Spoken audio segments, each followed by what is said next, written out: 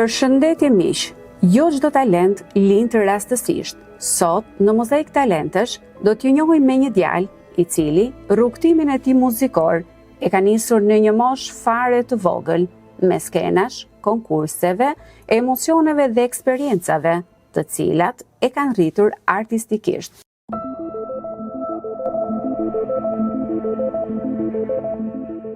Kam pranë meje Noel Hoxhollin, një talent i cili premton shumë për të ardhmen. Noel, përshëndetje dhe faleminderit që erdhe në Mozaik Talentesh. Përshëndetje, mirë se ju gjeta. Kënaqësi që jam mes jush.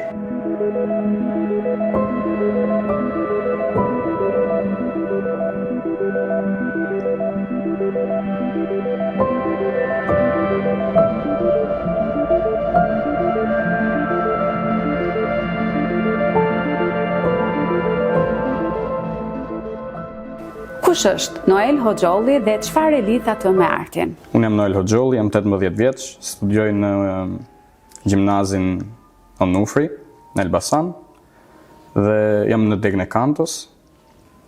Dhe kjo deg ka filluar për mua, domethënë nga klasa e 6 që filloi të më pëlqente, dega e kantos klasike. Edhe më pas u zhvillua bashkë me ty, po mund më tregosh pak se si ka lindur pasioni, ndoshta personat e parë të cilët kanë besuar te Noeli dhe mbështetën në këtë rrugtim. Si nisi gjithçka për ty? Gjithçka nisi në Kopësht. Familjarët ishin parë, domethënë që u interesuan nëse unë kisha talent apo jo, dhe në fillimet ka qenë tek Qendra Kulturore e Fëmijëve. Dhe aty për disa vite mora pjesë në shumë festivale të Qendrës Kulturore. Më pas pata dhe koncerte me ansamblin Elbasanit, sot me Zyri. Pastaj fillova dhe kurset private me Zyrëzina Zdravën, që fillova dhe me muzikën klasike. Pra, ngjitjet e tua të para në skenë datojnë në Qendrën Kulturore të Fëmijëve. Po. Sa vjeç ke qenë atëherë dhe nuk e di, mban mend emocionin e atyre viteve? Patjetër, besoj kam qenë rreth moshës 5 ose 6 vjeç dhe ishte emocion shumë i bukur, sepse ishte ajo gjëja që unë doja të bëja në atë moshë dhe ishte edhe diçka e re për mua që më pëlqente. E në fakt ke marrë pjesë në shumë kompeticione. Unë mund përmend X Factor, por jo vetëm. Cila prej tyre ka shënjuar ose ka lënë diçka te Noeli dhe pse? Për mua ka qenë Tirana Talent, sepse ishte vlerësimi që real, domethënë, që më bë, plus që ishin dhe profesorat dhe juria ishte profesor shumë profesionist dhe mësova shumë nga i kompeticion. E në fakt, bashkë me rritjen tënde, u rrit dhe dashuria për artin, për muzikën. Ndërkohë u qaste drejt muzikës klasike. Çfarë të shtyu? Çfarë të afroi te muzika klasike? Më afron, e para ishte zysha ime, Zina Zdrava, që filloi, sepse në fillim nuk e kisha qef muzikën klasike, por filluam me pjesët avash-avash, domethënë, dhe pak nga zysha dhe pasi fillova të dëgjoj dhe vetë muzikë klasike dhe pasi më hyri dhe më shumë në qef. Sot e adhuroj muzikën klasike. Noel, përpos prezantimit tënd publiku, por edhe ne jemi mjaft kurioz të ndjekim një performancë tënde. E ke përgatitur ekskluzivisht për ne, apo jo? Na prezanto pak?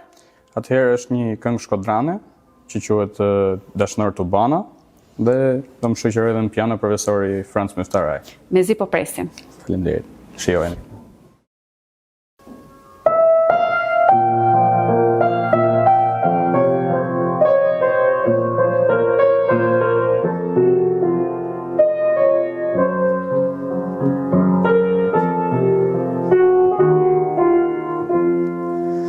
Taşnore tu bana onu moylule rezetsihana zemar mi prune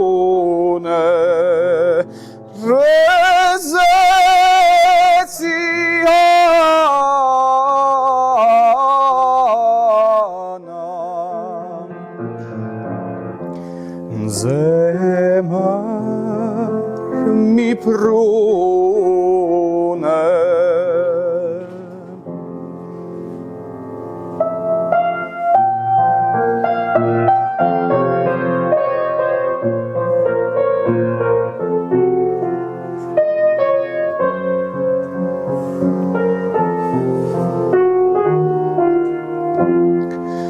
Prej s'larm shikjove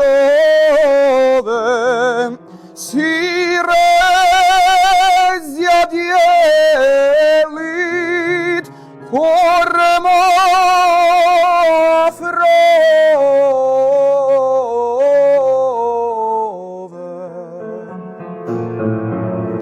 si angjëll qeli kur më afrove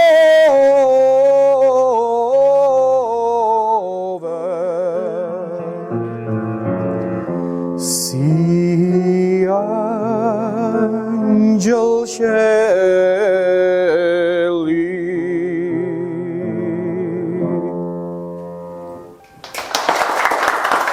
Noel, ishe fantastik. Të falenderoj për këtë performansë dhe për asistencën e profesor Francë Muftaraj. Faleminderit shumë. Faleminderit.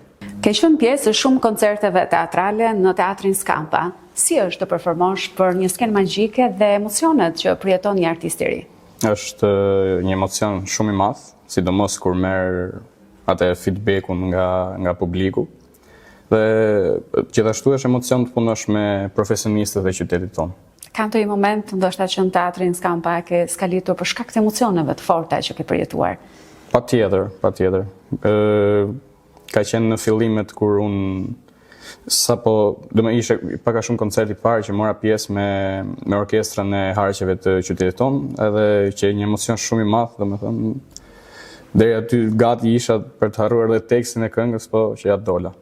Pastaj kam përshtypjen që duartrokitjet e publikut të japin një lloj ndjesie dhe të rikthejnë në rol apo jo? Të çlirojnë fare. E ndryshe nga shumë të ri të tjerë, të cilët pasionin për artin e kanë nisur herët të le të themi studimet në një shkollë artistike, me ty ka ndodhur ndryshe. Ke nisur nga gjimnazi, si erdhi vendimi?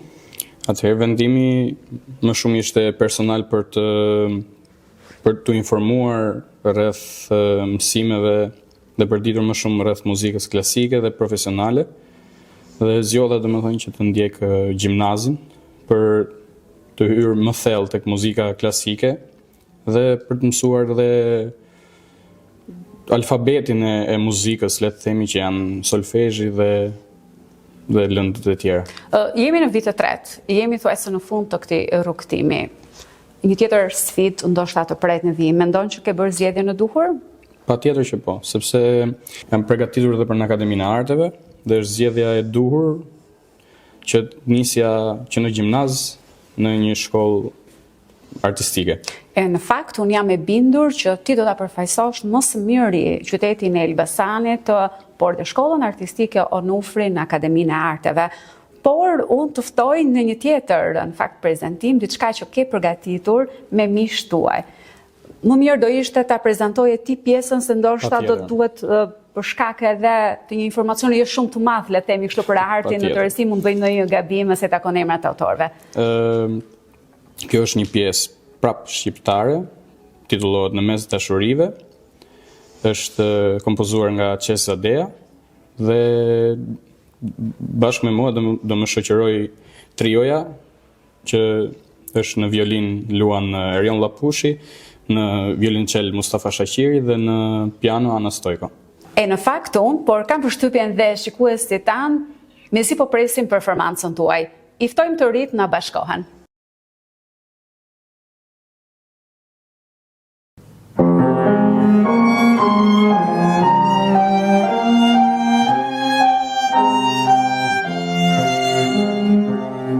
Kështu pa pritur nuk e dijat vinte, kështu kaq bukur nuk e dija qelte, tani pranvera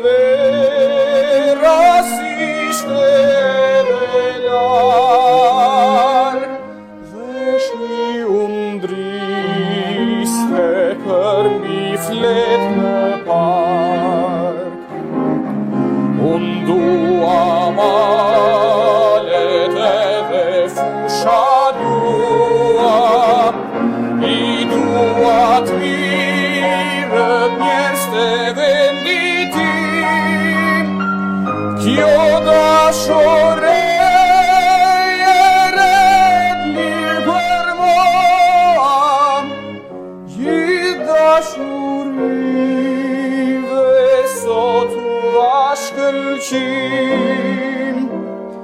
për e brisht me zgzimit plot me drit, stolit e vendit janë dhe dashurit.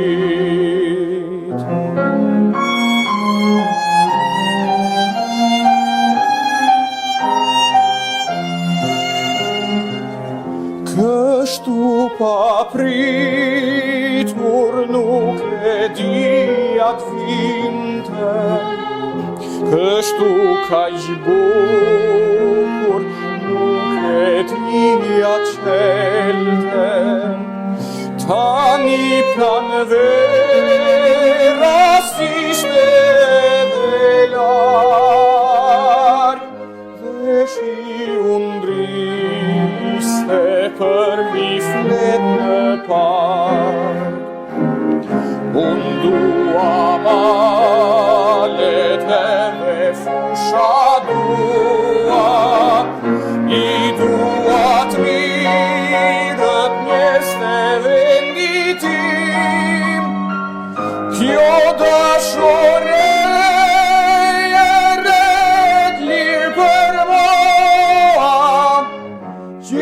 dashurive sot u dha shkëlqim, e brisht me zgzimit plot me drit, stolit e vendit janë dhe dashurit.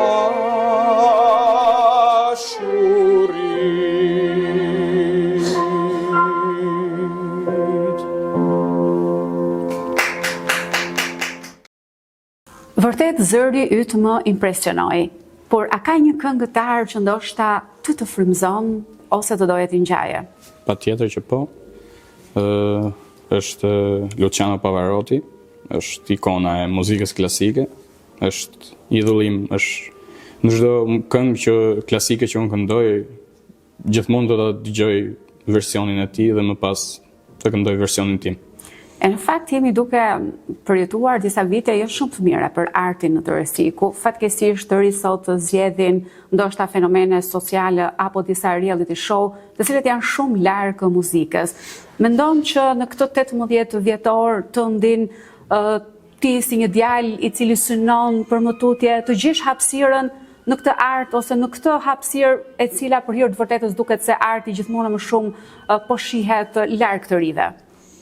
Patjetër, veten do ta gjej duke studiuar më shumë për veten time, sepse arti bëhet me pasion, gjithmonë do të zjas, por kjo periudhë është periudha e keqe për artin në Shqipëri, por me talentet e së ardhmes që dita ditës po shtohen dhe më shumë dhe janë talente shumë premtues, besoj që një ditë arti do të bëhet dhe më mirë në Shqipëri.